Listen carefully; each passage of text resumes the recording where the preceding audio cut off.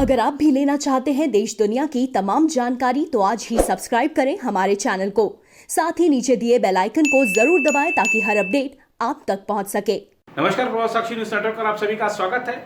गलवान घाटी में भारत चीन के सैनिकों के बीच जो हिंसक झड़प हुई है उसको देखते हुए बहुत सतर्कता बरती जा रही है, खासतौर पर सीमाई क्षेत्रों में।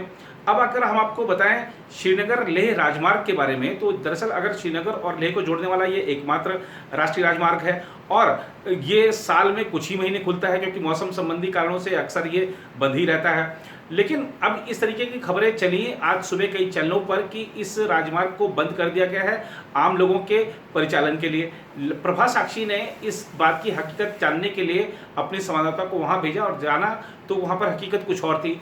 एसएसपी गंदरबल ने हमें बताया कि सिर्फ कोविड-19 के जो प्रोटोकॉल्स हैं वही वहां पर लागू हैं, अन्य किसी तरह की कोई पाबंदी नहीं लगाई गई है, कोई प्रतिबंध नहीं लगाया गया है। आम लोगों की आवाजाही पहले की ही भांति हो रही है, लेकिन कोविड-19 के प्रोटोकॉल जरूर लागू हैं।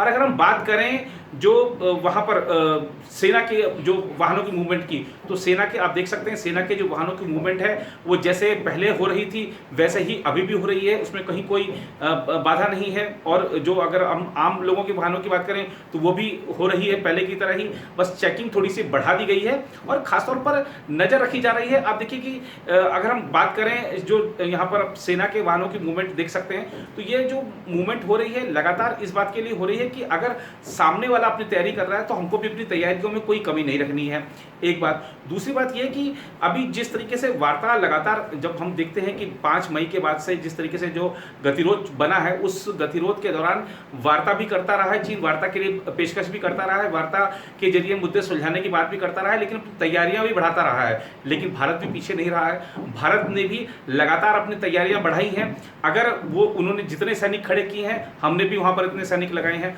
उन्होंने जितने अपने आर्म्स लगाए हैं हमने भी अपने लगाए हैं। अगर वो लड़ाकू विमान लेकर आए हैं तो हम भी लेकर आए हैं, अगर वो तोप लाकर खड़े किए उन्होंने तो हमने भी तोप ले आके वहां पहुंचे। तो ये देखिए चीन की आंखों में आंखें डालकर पहली बार ऐसा हुआ है 1962 के बाद हमने देखा कि ठीक है कि जो हिंसक झड़प हुई है दोनों तरफ से मौतें हुई हैं, लेकिन चीन को सबक सिखाया गया है। पहले ही वार में जिस तरीके से चीन को सबक सिखाया गया है उसके बाद अब वो कह रहा है कि कोई हम अब झड़प नहीं चाहते हैं, चाहते हैं कि वार्ता के जरिए मुद्दे सुलझें। लेकिन चीन के विदेश मंत्रालय ने आज फिर कह दिया है कि हम वार्ता के जरिए मुद्दे सुलझाना चाहते हैं, पर गलवान घाटी हमारी है, गलवान घाटी आपकी है नहीं। ये बात पहले से सब जानते हैं, बार बार एक ही बात दोहरा देने से कोई चीज सच नहीं हो जाती है।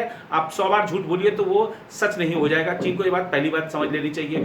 दूसरी बात ये कि जिस तरीके से सबक सिखाया गया है उससे चीन को आगे के लिए सचेत रहना चाहिए कि आगे आपने कोई भी हिमाकत करी तो उसका माकूल जवाब दिया जाएगा। ये 1962 का भारत नहीं है, ये 2020 का भारत है। बहरहाल कश्मीर में भी सतर्कता बरती जा रही है, खासतौर पर सीमाई इलाकों में जो विशेष सतर्कता है। एक तरफ जो सुरक्षा बल है हमारे वो आतंकवादियों से मुठभेड़ कर रहे हैं, लगातार उनको ठोक रहे हैं।